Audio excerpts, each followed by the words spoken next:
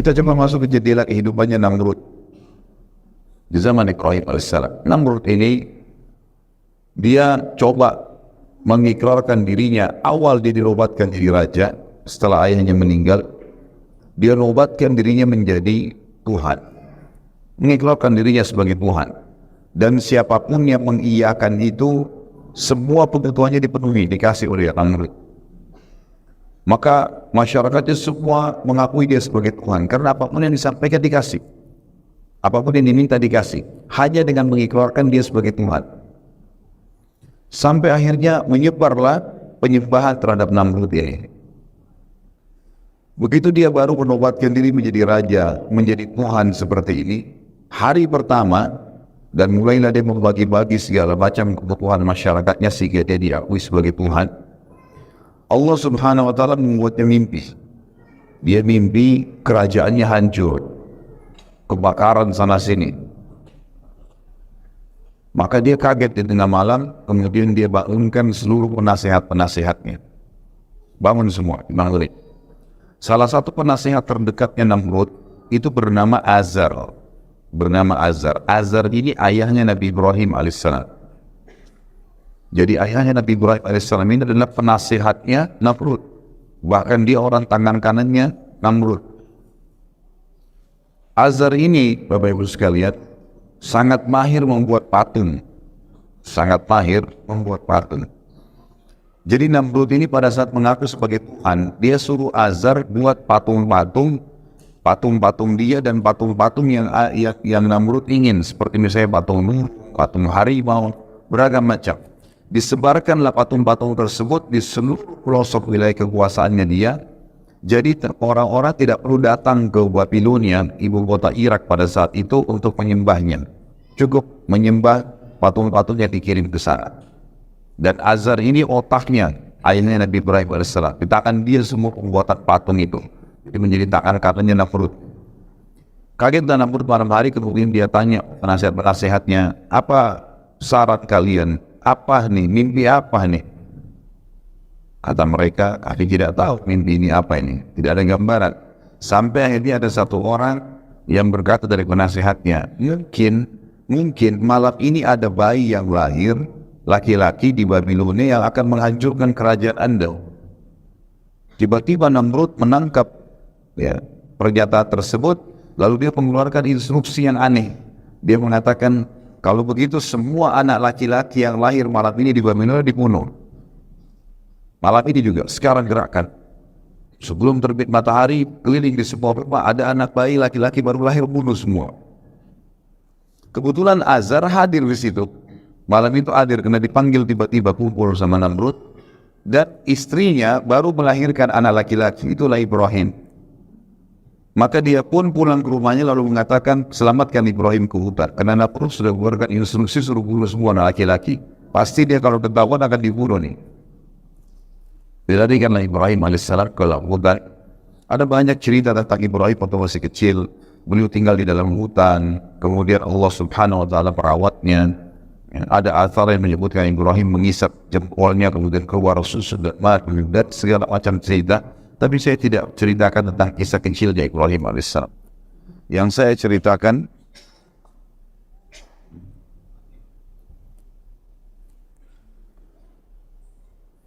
Bismillah. Yang saya ceritakan adalah Ibrahim alaihissalam mulai dinobatkan jadi nabi. Namrud waktu mimpi dan menjadi raja tadi umurnya 30 tahun. 40 tahun kemudian setelah Ibrahim berumur 40 tahun, berarti Namrud sudah berumur berapa? 70 tahun. Jadi selama 40 tahun itu Namrud dianggap Tuhan benar oleh masyarakat yang sudah tertanam betul-betul keyakinan tersebut. Sampai wilayah kekuasaan Namrud banyak kuil-kuil yang dibuat, tempat sesembahan, tempat sesembahan. Yang tempat sesembahan tersebut dipenuhi dengan patung-patung. Di antaranya adalah patung Namrud. Lebih baik yang handheld Ustaz dilepas pakai yang ini.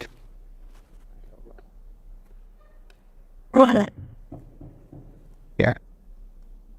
Baik, ini mati ini. Konflik dari baik. Bismillah.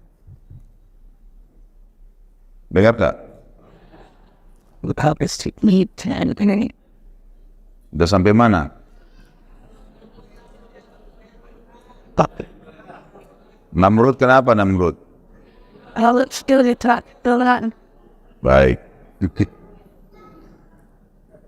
Akhirnya Namrud sudah waktu itu dinobatkan jadi raja dan memang dia buat kuil-kuil yang banyak sekali. Kuil-kuil ini diantaranya di pusat Babilonia sendiri itu ada kuil yang besar sekali pada saat itu dibuat. Di dalamnya penuh dengan patung, puluhan patung. Ada patung singa, patung burung, patung macam-macam. Dan di tengah-tengah kuil, di ujung sekali, itu patungnya Namrud. Selalu begitu dia buat kuil, harus ada patung dia. Jadi masyarakat yang tidak sempat datang ke istananya untuk menyembah, itu datang ke kuil-kuil ini. Kasih sesajen, mohon-mohon, menyembah selain Allah. Ibrahim alaihissalam dinobatkan oleh Allah SWT menjadi nabi di umur 40 tahun. Lalu kemudian kisah beliau adalah beliau masuk di Babilonia. Tinggal di luar Babilonia tadinya, di hutan, sekitar hutan, kemudian beliau masuk ke Babilonia. Ringkas cerita itu kisah Nabi Ibrahim alaihissalam panjang ya. Pada saat dia pertama mengenal Tuhannya, melihat bintang, melihat bulan, melihat matahari, terus saja sampai akhirnya dia mengenal Allah Subhanahu wa Ta'ala, mengatakan tidak mungkin ada Tuhan yang bisa hilang seperti matahari yang menghilang, bulan yang tidak kelihatan dan seterusnya. Setelah terbenamnya matahari tidak kelihatan lagi mataharinya, atau sebulan setelah terbitnya matahari tidak kelihatan. Ringkas cerita adalah Ibrahim alaihissalam masuk ke Babilonia, kemudian Ibrahim alaihissalam tidak menunda dakwahnya. Langsung ke pusat kota Babilonia dan mendatangi kuil yang banyak patung-patung itu. Dan kebetulan pada saat itu di malam hari, masyarakat Babilonia lagi menyembah patung-patung ini, lagi mohon-mohon, bawa sesajen. Kuil itu cukup tinggi, dan sekarang masih ada puing-puingnya di Irak. Ya. Jadi kalau salah satu di antara Anda pergi ke Irak atau melihat cuplikan tentang Irak, yang dianggap kisah sejarah itu adalah peninggalan kerajaan Namrud ini. Maka yang terjadi Bapak Ibu sekalian, Ibrahim alaihissalam datang ke kuil tersebut. Patung-patung itu kebetulan di tengah-tengah kuil ada jalan yang panjang untuk orang masuk dan orang keluar.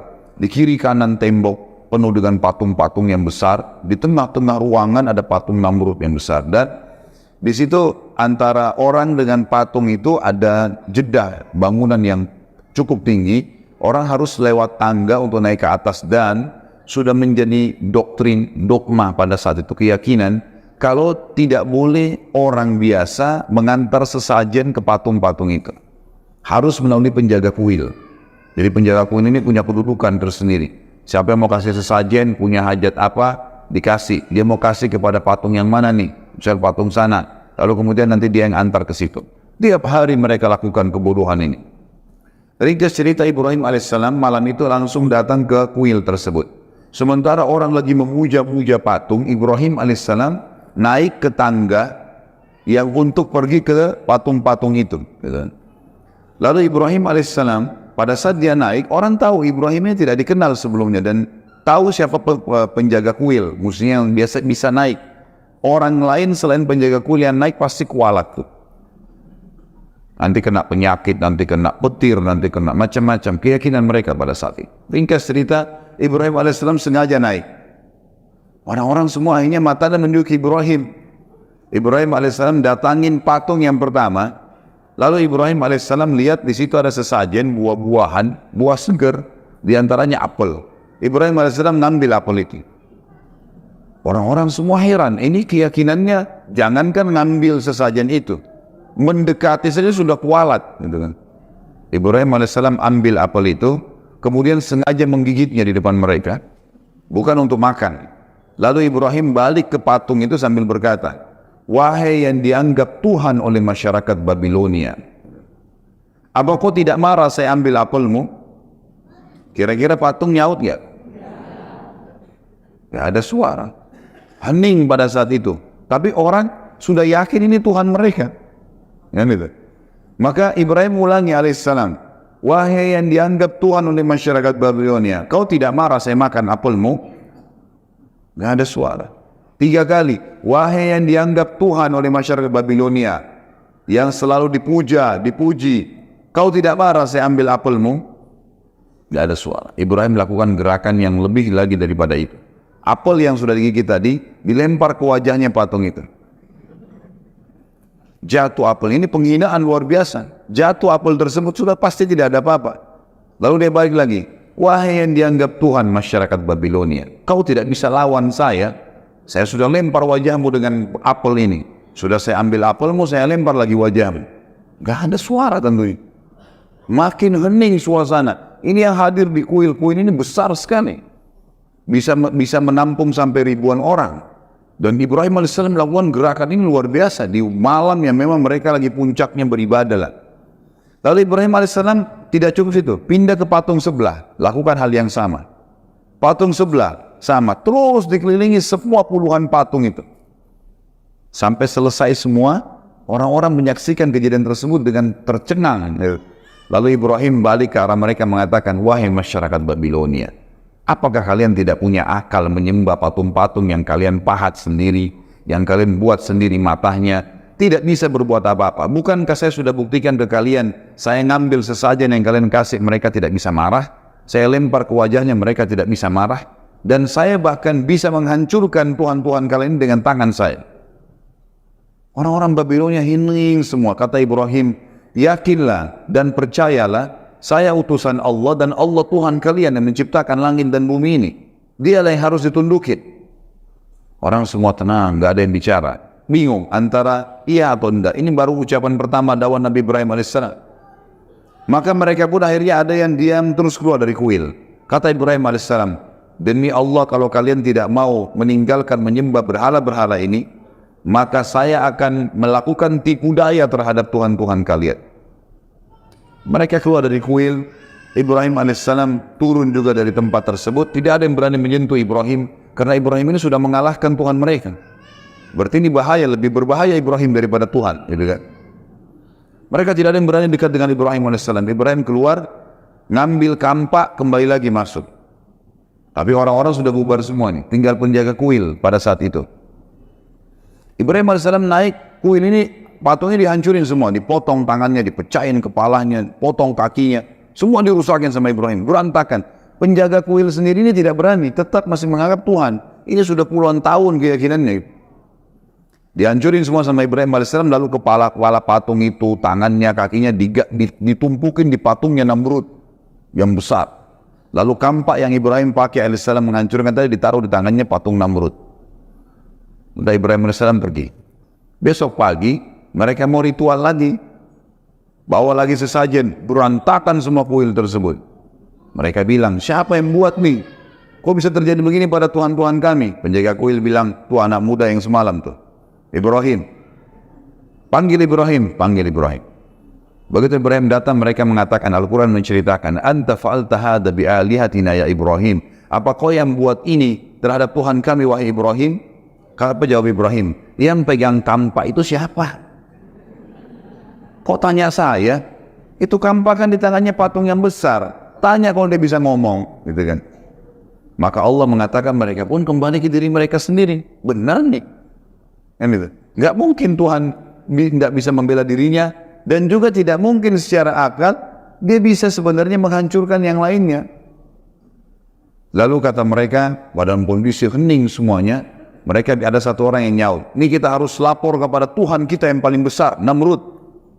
Namrud kebetulan punya tradisi Bapak Ibu sekalian, setiap pagi dia selalu setelah mandi rapi segala duduk di singgasananya, ada gorden yang nutupin antara dia dengan orang-orang di depannya. Begitu selesai dia duduk, sudah rapi semua, singgasananya sudah rapi, mahkota sudah rapi, di muka gorden tersebut. Begitu dibuka, maka seluruh orang yang ada di depannya sujud kepada dia. Bertahun-tahun mengatakan, wahai Tuhan Namrud, termasuk istri dan anaknya. Setiap pagi, gitu kan? mengatakan wahai Tuhan yang Namrud, Tuhan Namrud, nggak bisa tidak lagi mengatakan Raja Namrud, Tuhan. Dan itu terjadi bertahun-tahun. Ibrahim alaihissalam waktu diancam begitu, kita mau lapor kepada Tuhan kita terbesar. Kata Ibrahim, nggak usah lapor, saya ke sana. Saya mau langsung ke istananya Namrud. Ibrahim alaihissalam pergi ke sana sendirian. Orang-orang berbondong-bondong masuk, banyak istananya Namrud besar. Orang banyak mau sujud kepada Namrud. Karena setiap sujud minta apa-apa dikasih. Minta makanan, minta uang, minta apa saja dikasih sama Namrud. Maka pada saat diangkat tirainya, Namrud sudah mulai kelihatan, orang semua sujud, Ibrahim AS tidak sujud, berdiri sendiri. Namrud heran, 40 tahun tidak pernah ada orang membangkang, baru kali ini. Dia tanya, siapa kamu ini berani benar nggak sujud dengan saya? Ibrahim AS nabinya Allah, dan ini sudah berkarat nih penyakit, gitu kan? Maka tidak bisa lagi dengan cara yang pelan. Kata Ibrahim AS dengan tegas, wahai Namrud, bukan lagi wahai raja, apalagi Tuhan, dipanggil namanya. Anak istrinya saja nggak berani panggil namanya Namrud, Tuhan Namrud. Wahai Namrud, dari mana kau mengaku sebagai Tuhan? Kamu manusia biasa seperti saya. Kamu punya dua mata, saya juga punya dua mata. Kamu punya dua kaki, punya dua tangan, saya juga sama. Kamu juga sama seperti saya, lahir dari rahim seorang wanita, kemudian bayi, anak-anak, remaja, tua seperti kamu sekarang, dan kau juga akan mati. Tuhanku dan Tuhanmu, serta Tuhan segala sesuatu ada namanya Allah. Allah itu menghidupkan dan mematikan. Kita bayangkan di posisi Namrud, kaget luar biasa, belum pernah ada yang bantah ketuhanannya seperti ini. Tapi dia tidak mau tunjukkan, dalam kondisi itu dia tidak mau tunjukkan kalau dia ini terkalahkan. Maka dia bilang, wahai Ibrahim, kau ngaku punya Tuhan, dan Tuhanmu itu kau bilang tadi menghidupkan dan mematikan. Saya juga Tuhan yang bisa menghidupkan dan mematikan. Apa kau mau bukti? Kata Ibrahim, tentu saja. Silakan buktikan. Dia bilang, ada satu pengawalnya, dia bilang, tangkap siapa saja lewat depan istana. Sekarang, dua laki-laki yang lewat, siapa saja tangkap. Ditangkaplah dua orang, masuk. Kemudian kata Namrud, bunuh yang satu biarin pergi. Dan kasih hadiah apapun yang dia mau. Dibunuhlah yang satu biarin pergi. Kata Namrud, lihat, saya mematikan dan saya menghidupkan. Gitu kan. Benar nggak ini pemikirannya? Ini konyol ini. Karena orang yang disuruh pergi sudah hidup sebelumnya. Ini orang yang mati memang sudah sunnatullah, ditusuk ya mati gitu kan. Tapi dia pakai akalnya sebagai manusia, tidak mau kalah gitu kan. Lalu Jibril AS datang membisikkan kepada Ibrahim, ini orang ini sudah kufur kepada Allah, nggak bisa lagi. Kamu memberikan contoh di bumi ini, dia akan cari terus akal. Coba kasih contoh di langit. Kata Ibrahim, wahai Namrud, kalau begitu, Tuhanku dan Tuhanmu, dikatakan Tuhanmu Allah, setiap pagi menerbitkan matahari dari timur, terbenam di barat. Apa kau bisa? Ini matahari tiap hari terbit, tiap hari terbenam. Bisa kamu lakukan? Kalau tadi kan dikasih contoh manusia. Diam, kata Allah, fabuhital ladzi kafar. Maka orang kafir itu terdiam, tidak bisa ngomong. Dalam keadaan marah dia, tidak punya jawaban, dia mengatakan, tangkap nih orang. Ibrahim, penjarakan. Meeting cepat sama orang-orang pejabat-pejabatnya, kumpul, lalu kemudian bermusyawarah. Nih diapakan nih Ibrahim? Saya mau Ibrahim dibunuh, tapi jangan mati biasa. Kalau cuma tusuk penggal kepalanya udah biasa itu. Cari mati yang luar biasa, yang spektakuler, yang bisa membuat orang lain taubat. Tidak ada lagi yang mau buat seperti itu. Musyawarah sampai seminggu muncul ide. Waktu itu Ibrahim sambil di penjara alaihissalam. Muncul ide buat api, bakar. Tidak ada cara membunuh manusia menyakitkan mengalahkan api. Karena kalau dibakar, terbakar kulitnya, dia teriak kesakitan, sampai mati, dan matinya lama lagi. Itu yang paling efektif. Namrud bilang, baik, keluarkan semua biaya, kerahkan semua tenaga, buat api, bukan api 2-3 meter tingginya, diameternya misalnya, ukuran tempatnya enggak, dibuat sekitar 30-40 siku ke langit. Jadi sekitar 17,5 meter. Untuk membunuh manusia, bakar api unggun saja sudah bisa dibakar. Gitu.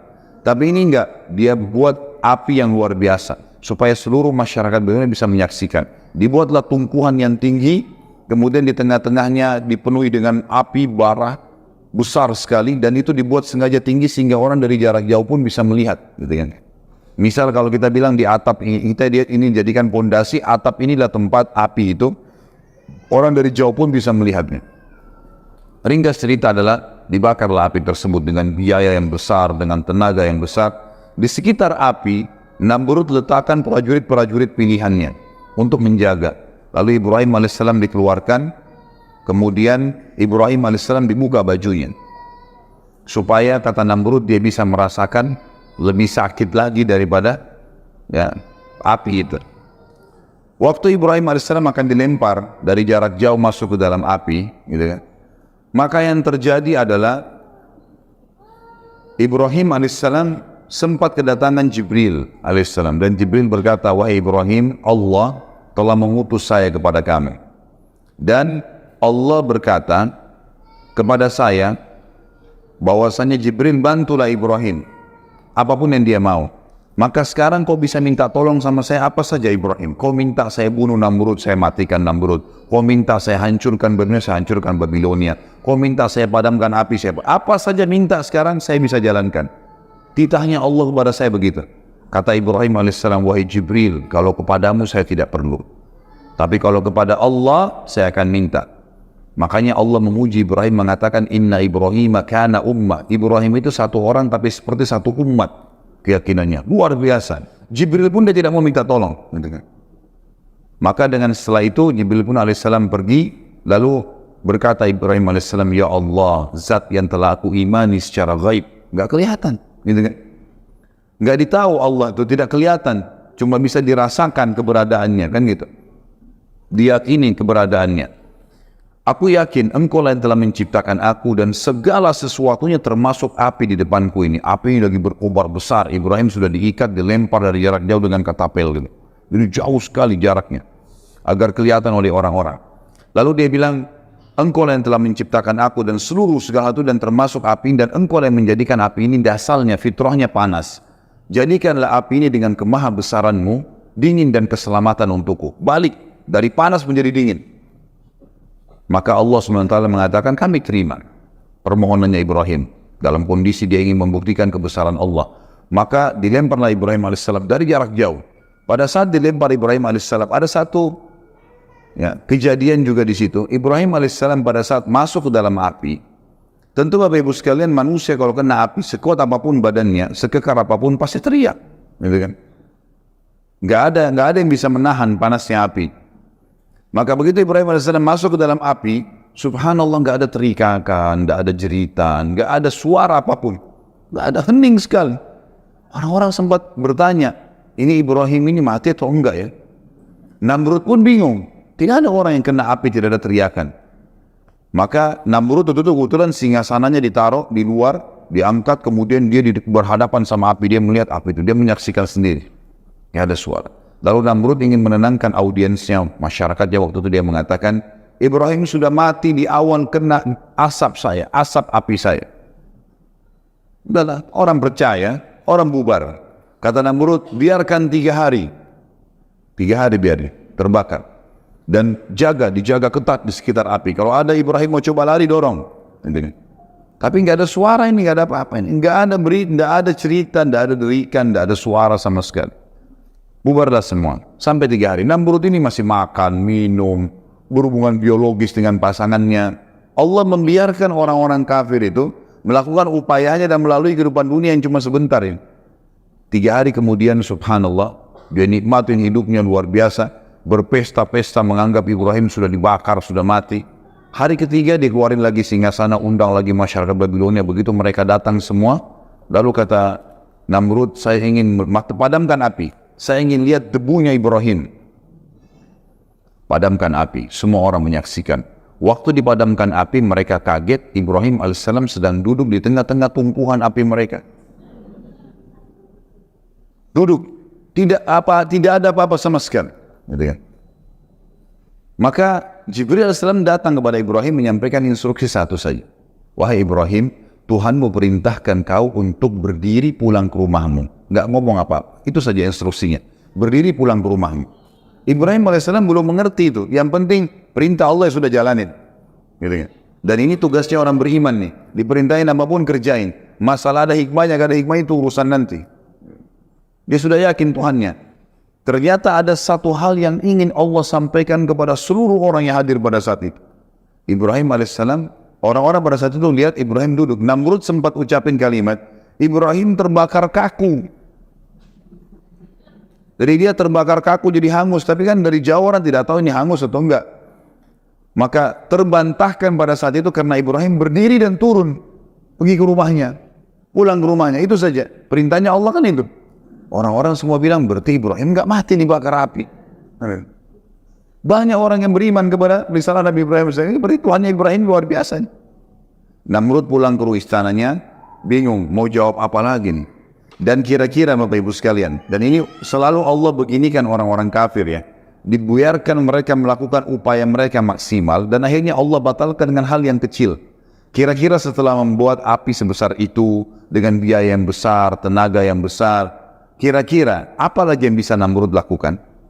Ibrahim kira-kira setelah dibakar api tidak mempan dengan ditebas dengan pedang? Secara akal sudah nggak mungkin, karena api saja sebesar itu tidak bisa membakar, apalagi kalau cuma tebas sama pedang gitu kan. Dalam kondisi bingung semalam suntuk dia nggak bisa tidur, maka lalu Ibrahim berkata, maka Namrud pun dalam kondisi bingung tidak bisa tidur. Keesokan paginya Allah subhanahu wa ta'ala dalam riwayat Bukhari dikatakan mengutus kepada Namrud seekor lalat. Lalat ini masuk di lubang hidungnya terus sampai ke otaknya. Bagaimana caranya Allah a'lam, tidak usah dipikirkan caranya. Yang jelas masuk lalat tersebut sampai ke otaknya. Dalam hadis dikatakan sampai ke otaknya. Namrud kesakitan, ditepuk-tepuk nggak bisa keluar. Kira-kira lalat ini mau dilawan dengan apa nih? Bisa dengan otot yang besar? Bisa dengan sebilah pedang yang tajam? 1 juta prajurit? Ada yang bisa. Allah ceritakan dalam Al-Quran itu masalah lalat ya. Sedikit saya kuatkan di sini dalilnya. Bukan berhubungan sama kisah Ibrahim alaihissalam, tapi ada firman Allah, A'udzubillahi minasyaitonirrajim, ya ayuhan nas duriba mathalun fastami'u lah. Hai sekalian manusia, telah diberikan perumpamaan kepada kalian, dengarkan baik-baik, renungi baik-baik. Innal ladzina tad'una min dunillah, semua yang kalian seru selain Allah, patung kah, pohon kah, syaitan kah, malaikat kah, semua selain Allah itu, la yakhluqu dzubaban wa la yajtama'u lah. Mereka tidak pernah mampu menciptakan seekor lalat walaupun mereka bersatu semua. Semua bersatu, semua jin, semua malaikat, semua hewan-hewan kumpul sama manusia, bersatu ciptain satu lalat, mereka tidak akan mampu, kata Allah. Wa yadrub minhum dzubabu syai'an la yastanqidhuhu min. Dan kalau lalat mencuri sesuatu dari mereka, mereka tidak mampu mengambilnya kembali. Ini kalau kita punya susu atau air, lalat datang hingga ambil setetes terbang, bisa diambil kembali? Kata Allah begitu. Da'ufat talbu wal matlub, sungguh lemah yang disembah dan yang menyembah. Jadi Allah tentang masalah itu.